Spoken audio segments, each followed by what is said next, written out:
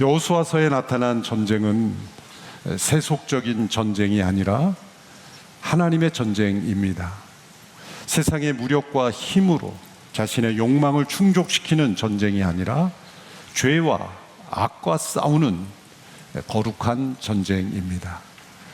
여호수아서에 나타난 하나님은 단지 이스라엘 민족만을 지키는 수호신이 아니라 죄악을 범한 모든 이들을 심판하시는 거룩한 하나님이시며 모든 민족을 심판하시는 공의로운 하나님으로 나타납니다. 또한 그 하나님의 심판 앞에 서서 두려워하며 구원을 바라며 긍휼을 구하는 이들에게 구원을 베푸시는 하나님이심이 나타납니다. 그래서 여리고를 심판하시기 전에 라합이라는 여인이 심판 앞에서 두려워하며 그 민족이 보낸 정탐꾼을 살려주어서 살기를 간청하고 긍휼을 구했을 때 하나님께서는 그 라합의 가족을 구원하셨습니다. 반면에 여리고를 정복하는 과정 가운데 하나님의 말씀에 불순종하여서 자신의 탐욕을 채우려고 하나님이 금하신 전리품을 몰래 숨겼던 아간과 그의 가족들은 진멸을 당했습니다. 이 대조되는 두 사건을 통해서 하나님께서는 단지 심판을 기뻐하시는 분이 아니라 구원을 기뻐하시는 분이며 하나님이 택한 언약 백성이라 할지라도 하나님께 불순종하여 그 언약의 보호의 울타리 밖으로 뛰쳐나간 이들은 공의롭게 심판하시는 하나님이심을 우리에게 보여주었습니다. 아브라함의 육신의 후손을 구원하시는 하나님이 아니라 믿음으로 하나님의 약속에 참여하는 자들을 구원하시는 하나님이심을 보여주는 겁니다. 반면에 은혜로 약속이 주어졌고 그리고 하나님의 풍성한 그 은혜의 약속을 받은 자라 할지라도 스스로 불순종하며 거부하는 자들에게는 동일하게 하나님께서 멸하시기로 작정하신 가나안 민족과 동일하게 심판하시는 하나님이심을 보여주는 것입니다. 여호수아를 통해서 하나님은 하나님의 약속에 믿음으로 참여하는 자들을 구원하시고 또 끝까지 믿음으로 불순종하는 자들을 심판하시는 명백하게 공의로운 하나님이심을 우리에게 보여주셨습니다. 이제 여리고 성이 정복되고 아이성은 1차로 실패했지만 2차로 정복한 이후에 지난주 살펴본 9장의 말씀에서 기브온 족속이 속임수를 통해서 살고자 여호수아와 조약을 맺은 장면을 보았습니다. 3일 후에야 그들의 말이 거짓이었다는 것이 드러납니다. 그러나 그 속임수를 통해서 조약을 맺은 것이 하나님 앞에서 다시금 죄 확인되었고 그리고 비록 그들이 속임수를 통해서 조약을 맺었지만 그 밑바탕에 있는 동기, 그들이 왜 이렇게 속임수까지 쓰면서 조약을 맺기를 원했는가? 그것은 살고자 한 것입니다. 9장 마지막 부분에 이들이 여호수아에게 자신들이 왜 이렇게 했는지를 설명하는 내용이 나오죠. 당신들의 여호와 하나님께서 이 땅을 심판하실 것을 우리가 들었고 우리는 그 심판의 대상이 되지 않게 되기를 원합니다. 우리는 살기를 원합니다. 당신들의 하나님의 백성이 되기를 원합니다 라고 말했습니다. 그 고백은 여리고성의 라합과 같은 고백입니다.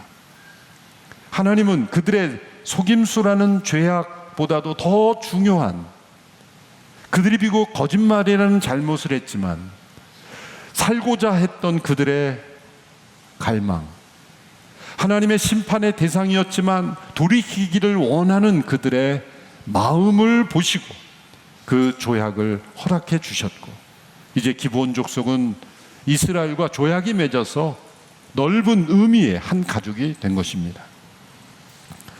이렇게 기브온 족속이 이스라엘과 조약을 맺었다는 소식이 들려오자 이 가나안 땅의 남부 지역에 있는 5개의 도시 국가들이 함께 연합하게 됩니다.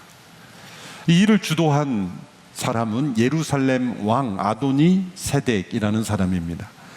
성경에서 예루살렘이라는 단어가 제일 처음 등장한 곳입니다. 그리고 그 예루살렘이라는 이름이 지금까지 이어지는 거죠. 창세기 14장 18절에 보면 살렘이라는 나라가 등장하고 그 살렘 왕이 멜기세덱입니다.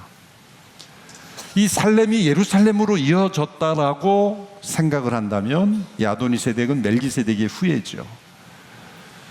아도니세덱이라는 말은 히브리어로 아도니제덱, 아도니는 나의 주님이라는 뜻이고 제덱은 의, righteousness, 의라는 뜻입니다. 나의 주님은 의로우시다라는 뜻이죠. 예루살렘이라는 이름도 그렇고 아도니제덱이라는 이름도 그렇고 그 이름 속에서 뭔가 고대에는 하나님을 경외했던, 그리고 그 조상이 만약 멜기세덱이라면 하나님을 경외하는 조상을 둔 후예라는 걸 알 수가 있습니다.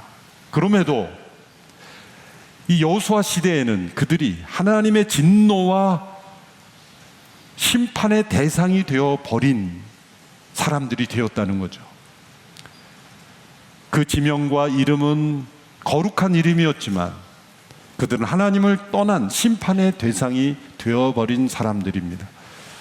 예루살렘 왕 아도니세덱이 이 남부 연합 국가를 동맹을 급히 결성한 이유는 무엇이겠습니까?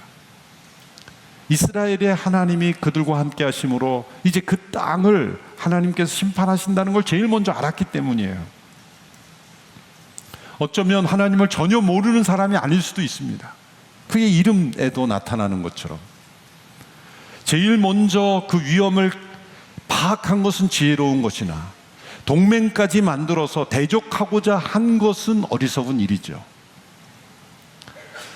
외형적으로 볼 때는 이스라엘에게 너무 불리한 상황입니다. 5개의 도시 국가가 연합해서 대항한다고 한다면 이스라엘에 불리한 일입니다. 그러나 하나님께서 단 한 번의 싸움으로 그 남부 지역을 장악할 수 있는 기회로 하나님이 만들어 주신 것이죠. 남부 지역 연합을 이루었던 5개 동맹국은 기브온을 배신자로 간주하고 같은 가나안 민족으로서 함께 연합하지 않고 이스라엘과 조약을 맺었다는 이유로 그들을 공격하게 됩니다. 다급한 기브온 족속은 여호수아에게 도움을 요청합니다. 지원을 요청합니다. 이 소식을 들은 여호수아가 밤을 새워서 지금 이스라엘 민족이 있었던 길갈이라는 지역에서부터 이 기브온 족속에 있는 곳까지 약 38km가 되는데 길갈은 평지에 가깝고 이 기브온 지역 한 1200m 고지입니다. 굉장히 경사진 비탈길을 38km를 밤새도록 행군하여서 기브온까지 도착하여 함께 싸워주는 일로 오늘 본문이 구성이 되어 있습니다. 여기서 하나님께서 이 사건을 통해 우리에게 말씀하시고자 하는 것은 무엇일까요? 비록 속임수를 통해 조약을 맺어졌지만 하나님께서 허락하신 하나님의 이름으로 맺어진 그 조약에 대하여 성실하게, 신실하게, 충성스럽게 그 의무를 다하려고 하는 여호수아의 태도, 바로 그것을 통해서 언약 관계로 맺어진 우리의 모든 관계에서 우리가 얼마나 신실하게 응답해야 하고 성실하게 행해야 되는지를 우리에게 가르쳐주고 계시고, 하나님은 그러한 태도를 기뻐하신다는 겁니다. 본문 8절에 보면 하나님께서 이러한 여호수아의 결정을 기뻐하셨고 격려하셨습니다. 본문 8절의 말씀을 함께 읽어보도록 하겠습니다. 시작. 여호와께서 여호수아에게 말씀하셨습니다. 그들을 두려워하지 마라. 내가 그들을 내 손에 넘겨주었으니 그들 가운데 한 사람도 너를 당해낼 자가 없을 것이다. 하나님께서 100% 여호수아의 결정을 지지하셨고 축복하셨고 격려하셨고 승리를 약속하셨습니다. 하나님께서 먼저 이렇게 말씀하셨기 때문에 여호수아가 떠난 것이 아닙니다. 정반대로 여호수아가 그 소식을 듣자마자 곧바로 기브온으로 출발하는 모습을 보였을 때 하나님께서 여호수아를 잘했다. 너의 선택은 옳은 것이다. 내가 너를 축복하고 지지하고 승리하게 해줄 것이다. 약속하신 것이죠. 이것을 통해 하나님께서 우리에게 기대하시는 것은 무엇인지를 말씀해 주고 계십니다. 하나님과 우리와의 관계는 언약 관계입니다. 우리는 피조물로 창조주 하나님과의 올바른 언약 관계 속에 우리는 살아가야 합니다. 하나님께 주신 말씀을 지키면서 살아가야 합니다.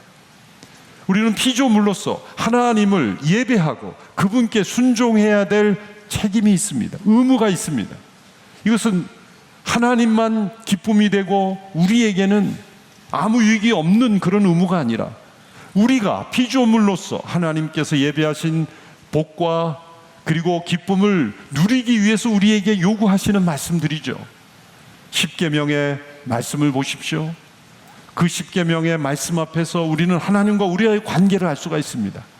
그런데 우리는 피조물로서 그 하나님과의 관계 속에서 최선을 다해 진심으로 성실하게 그 말씀에 응답하려고 하는지 아니면 그 말씀을 최소화하려는지 생각해 보아야 합니다. 여호수아의 입장에서 그 기브온이 그런 상황에 처했다고 했을 때 모른 척해도 사실은 그 나라 민족의 일이기 때문에 그 민족들 가운데 일어나는 일이라고 생각할 수도 있었을 겁니다. 당장 이스라엘을 공격해 오는 것은 아닙니다. 그러므로 굳이 밤새서 그곳까지 올라가서 함께 싸워야 될 이유 있을까요? 가나안 원주민들끼리 싸우는 것이라고 생각해도 되고, 어쩌면 내심 여호수아의 마음속에 나를 속였어 라는 그런 앙금이 있을 수도 있을 겁니다. 그렇지만 여호수아는 마치 자신의 문제인 것처럼 그 언약 관계에 최선의 노력을 기울이며 자신의 의무를 최대화하는 태도를 보였다는 것이 중요한 것입니다. 하나님과 우리와의 관계에서 우리가 예를 들어 십계명의 말씀을 생각할 때도 하나님의 말씀을 우리는 어떻게 하면 최소화할까 축소시키는 속성이 우리 마음속에 있습니다. 너는 나 외에는 다른 신을 내게 있게 하지 말지니라 라고 하시는 말씀 앞에 섰을 때, 하나님, 저는 주일마다 예배 드립니다. 저는 어떤 우상을 신상을 제 집에 드린 일도 없습니다. 저는 다른 종교 그런 신상에 간 적도 없습니다 라고 말하면서 저는 이 말씀을 지킵니다 라고 과연 말할 수 있을까요? 그 말씀의 진정한 의미는 우리의 마음속에 있는 그 어떤 것도 하나님보다 더 사랑하는 것이 없어야 한다는 말씀 아니겠습니까? 그러나 우리의 마음속에 숨어있는 동기는 하나님보다 돈을, 하나님보다 명예를, 하나님보다 권력을, 하나님보다 그 무엇을, 하나님보다 나 자신을 더 사랑하고 있지는 않은가? 그렇다고 한다면 그 십계명의 1계명만이라도 우리는 앞에 섰을 때 하나님 앞에서의 우리의 의무가 최소화시키는 그러한 일을 하고 있다는 거죠. 살인하지 말라라는 명령 앞에 섰을 때 저는 당연히 살인하지 않았죠. 저는 살인죄를 범한 적이 없습니다. 어쩌면 너무나 쉽게 넘어가는 말씀 아닐까요? 그러나 예수님은 산상수훈에서 이렇게 이 말씀을 해석해 주셨죠. 누구든지 미움을 품는 자마다 살인한 자다. 이 말씀은 너가 직접적으로 다른 사람의 생명을 해치는 외형적인 살인죄는 범하지 않을지라도 누군가의 생명을 앗아갈 수 있는 미움이 내 마음속에 자리 잡고 있고 그 미움을 전달하는 사람이라면 그 미움이 곧 살인을 만들어내고 누군가를 배척하고 누군가를 미워함으로 인해서 그 사람이 생명을 잃게 된다면 그것이 살인이다. 예수님은 하나님의 말씀의 의미를 최대화하여 우리의 마음의 동기까지 살피도록 하신 것이죠. 하나님과 우리와의 관계 속에서 우리는 하지 말라라고 하신 말씀은 정반대로 하라라고 하신 말씀까지도 확대해서 해석해야 되고, 하라라고 하신 말씀은 하지 말아야 되는 것까지 확대해서 최대한 해석을 해야 하는 것입니다. 인간관계에서도 마찬가지죠. 언약으로 맺어진 결혼관계에서도 부부간에 서로가 가져야 될 의무에 대해서 그저 헤어지지 않을 정도로 간신히 유지하는 관계가 있고, 둘과의 관계에서 최대한의 서로를 기쁘게 하고 행복을 나누기 위해서 성실하게 의무를 다하는 관계가 있지 않습니까? 직장에서도 마찬가지입니다. 일종의 우리가 직장에서 어느 일터에서 일하는 것이 어떤 계약관계라면 어떻게 하면 일을 좋게 할까 연구하는 일꾼들이 있고, 어떻게 하면 내가 최선을 다해서 일을 잘할 수 있을까 연구하는 사람이 있지 않습니까? 일을 미니마이즈 하는 사람이 있고 맥시마이즈 하는 사람이 있어요. 주님께서는 말씀하셨죠. 골로새서에 무엇이든지 죽게 하듯 하라. 사람에게 보이려고 하지 말고 죽게 하듯 하라. 일터에서 우리가 주어진 모든 계약 관계에서 나에게 주어진 의무를 최소화시키고 그저 직장에서 해고되지 않을 정도로 유지하는 사람이 있고, 그것을 뛰어넘어서 그 직장 속에서 그 직장에서 일하는 것이 주님의 일이라고 여기며 그 의무를 맥시마이즈 시키고 최대한의 그러한 성심을 다하는 사람이 있는 것입니다. 여호수아가 지금 기브온이 공격받았다는 소식을 듣고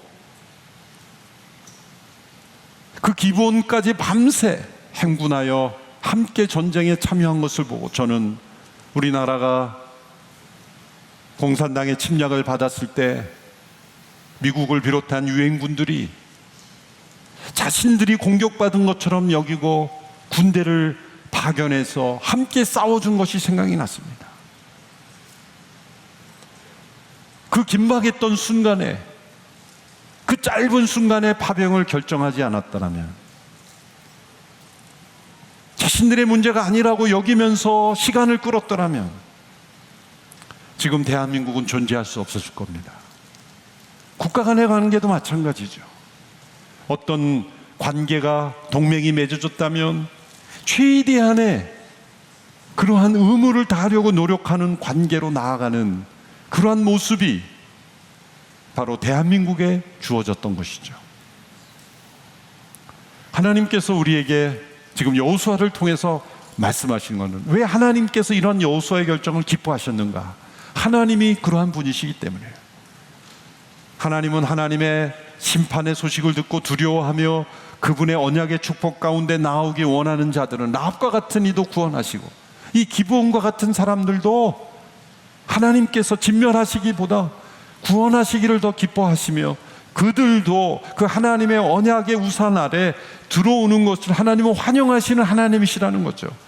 하나님은 한 영혼이라도 더 구원받고 하나님의 백성으로 들어오는 걸 더 기뻐하시는 분이시지, 한 영혼이라도 더 심판에 가도록 하시는 분이 아니시라는 겁니다. 그래서 여호수아의 이 결정을 하나님은 기뻐하시고 축복해 주시고 개입하신 겁니다. 밤새워 행군을 해서 왔으니 아마 지쳤을 겁니다. 하나님이 그 땅에 개입하셔서 하나님께서 직접 치셨다라는 말씀을 하고 있습니다. 하나님을 대적하는 자들에게 하나님이 임할 때 그 땅에는 두려움이 임하고 혼란이 임하고 갈등이 시작이 되고 그들은 도망가기 시작하고 흩어지기 시작합니다. 그들이 도망하기 시작했을 때 하나님은 그 땅에 큰 우박을 또 내리셨습니다. 욥기의 말씀에 보면 하나님의 행하시는 전쟁에서 이 자연을 통해서 하나님께서 심판하신다는 내용이 나옵니다. 큰 우박이 내림으로 그들이 멸하게 되었으나 여전히 살아서 도망하는 이들이 있었습니다. 특별히 이 기브온이 약간 그 지역으로 볼 땐 고산지대에 있었기 때문에 내리막길로 빨리 도망가고 있었다는 거죠. 이스라엘은 이렇게 길갈에서부터 쭉 오르막길로 올라왔고 기브온에 있었던 이들은 반대편 내리막길로 도망하고 있었기 때문에 그들을 따라잡을 수가 없었던 거예요. 그때 여호수아가 하나님께 기도합니다. 그때 하나님께서 여호수아에게 놀라운 계시를 주셨고, 여호수아가 해와 달을 향하여 멈추도록 기도하는, 그리고 명하는 그러한 일들이 일어납니다. 그것이 바로 12절의 말씀이죠. 12절의 말씀 우리 같이 읽겠습니다. 12절. 여호와께서 아모리 사람을 이스라엘에 넘겨주신 그날에 여호수아는 이스라엘이 보는 앞에서 여호와께 말했습니다. 오 해야 기브온에 그대로 멈춰 있어라. 오 달아 아얄론 골짜기에 그대로 멈춰 있어라. 이 말씀을 얼핏 보면 여호수아가 그 남은 그러한 적군들을 물리치기 위해서 시간을 더 벌어야 하니까 해와 달을 멈춰야 되겠다라는 그런 생각이 들었고 그런 생각대로 명령했더니 그런 일이 일어났다라고 생각해서는 안 됩니다. 이것은 여호수아 자신의 아이디어로 일어난 일이 아니라 그 12절 중반에 보면 이스라엘 보는 앞에서 하나님께 말했다, 기도한 것입니다. 하나님, 이 상황에서 내가 어찌해야 할까요? 그들을 끝까지 따라가야 할까요? 아니면 여기서 멈춰야 될까요? 기도했던 것입니다. 그때 하나님께서 특별한 계시를 분명히 주신 것입니다. 여호수아 자신이 이 해와 달을 향하여 멈추겠다라는 어떤 호기를 부리는 마음으로 그렇게 선포한 것이 아니라 하나님께서 계시를 주심으로써 이렇게 선포하게 된 것이죠. 하나님께서 모세를 통해서 역사하실 때도 이스라엘 백성들이 물이 없어서 광야에서 목말라 불평하고 원망하며 대적할 때 하나님께서 모세에게 말씀하셨어요. 바위를 향하여 명령하여 물을 내라. 모세의 아이디어가 아닙니다. 광야에 물이 없을 때 바위를 바라보면서 모세가 저기서 물을 내면 되겠다, 바위야 물을 내라, 이렇게 명령했겠습니까? 인간의 아이디어로 나올 수 없는 겁니다. 하나님께서 모세에게 말씀해 주신 겁니다. 이 경우도 마찬가지입니다. 여호수아에게 해와 달을 바라보고 선포하도록 말씀하셨기에 여호수아가 순종하여 그렇게 행하신 겁니다. 이 한 문장 속에 모든 것이 다 포함되어 있지 않지만 여호와께 말씀드린 내용을 통해서 우리는 충분히 그 상황을 이해할 수 있는 거예요. 본문 말씀을 받아들이기 어려워하는 분들은 어떻게 하면 이것이 기적적인 일이 아니라고 생각하고 싶어 합니다. 그래서 이 시적인 표현일 뿐이다, 해와 달을 향하여 이렇게 해와 달이 멈춘 것처럼 시적 표현을 한 것이다, 그러면서 이 여호수아의 주관적 경험으로 우리가 어떤 일에 몰두하면 시간이 굉장히 길게 느껴지는 것처럼 그 순간에 여호수아가 몰입함으로써 시간이 길어진 것처럼 느낀 것, 그것을 시적으로 표현한 거다. 후대 사람들이 그렇게 해석하고도 합니다. 또 어떤 사람은 이 태양이 잠시 빛을 구름 위에서 가렸다거나 어떤 굴절 현상이 일어난 것을 이렇게 표현한 것이다라고 말하고 싶어 합니다. 그런 방식으로 성경을 해석하기 시작하면 모세가 이스라엘 백성들을 이끌고 나올 때 홍해가 갈라진 사건을 또 그러한 생각을 가진 사람은 이렇게 해석하죠. 그 당시 주변에 붉은 갈대밭이 있었는데 그 갈대밭을 헤치고 나온 것이 마치 이 붉은 바다를 헤치고 나온 것처럼 보였기에 그것이 바다가 갈라졌다고 표현했을 뿐이다. 성경의 모든 기적들을 그렇게 인간의 이성으로 이해할 수 있고 받아들일 수 있는 수준으로 다 만드는 거죠. 예수님의 부활에 대해서도 예수님이 평소에 3일 후에 부활하신다고 말씀하셨고 부활을 원했는데 예수님의 쌍둥이가 인도에 가서 살다가 돌아와가지고 예수님이 부활했다고 말했다. 이게 제가 우스갯소리를 하는 게 아니라 하버드 대학의 교수가 발표한 논문이에요. 그런 주장들이 신학이라는 이름으로 성경에 나타난 초자연적 기적들을 다 분해하기 시작해서 결국 우리 인간이 이해할 수 있는 수준, 현재 인간의 과학으로 받아들일 수 있는 그런 수준으로 성경의 신적 사실들을 무너뜨리는 거죠. 그렇게 나가면 성경은 아무것도 없는 그런 상태에서 모든 것을 창조하신 하나님을 부정하게 되는 거죠. 단세포에서 다세포로 점점점 증가했을 뿐이고 단순했던 것이 더 복잡해진 것으로 말하죠. 저 광활한 우주의 많은 별들을 보고 행성들을 보면서 언젠가 있었던 큰 폭발로 인해서 이것이 다 흩어져서 지금 돌아다니고 있다. 그러면 여러분, 그 폭발이 이루어진 원래의 그 어마어마한 거는 어떻게 존재했다고 믿는 거죠? 폭발로 인해서 이렇게 흩어진 행성들이 이렇게 질서 있게 한 치의 오차도 없이 움직여질 수 있다고 생각하십니까? 우주를 생각하면 생각할수록 초자연적인 신비와 그리고 창조의 하나님이 드러날 뿐이에요. 여호수아에게 이런 계시를 주셨을 때 그가 믿음으로 순종했다는 것도 놀랍습니다만 이것이 어떤 현상으로 구체적으로 어떻게 일어난지 모르지만 하나님께서 만물을 창조하신 하나님께서 어떤 기적을 통해서 하나님께서 이 역사를 승리하셨다고 믿는 것이 훨씬 더 합리적인 것입니다. 이스라엘 백성들을 홍해를 가르시고 인도하시고 광야에서 만나 메추라기로 먹이시며 바위에서 물을 내신 하나님께서 이 가나안 정복의 역사에서 여리고성을 정복하게 하신 하나님께서 이제 기브온 족속을 보호하는 이 전쟁에서 승리케 하신 하나님, 만물을 통치하시는 하나님을 우리는 믿고 기도해야 하는 것입니다.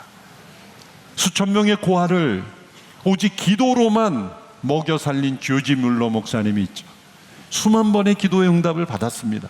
놀라운 것은 이분이 고아원을 경영하면서 한 번도 누군가에게 부탁하지 않으셨다는 거죠. 오직 기도로만 하나님께서 전적으로 먹여주실 것을 믿고 기도함으로 모든 것을 공급받았다는 겁니다.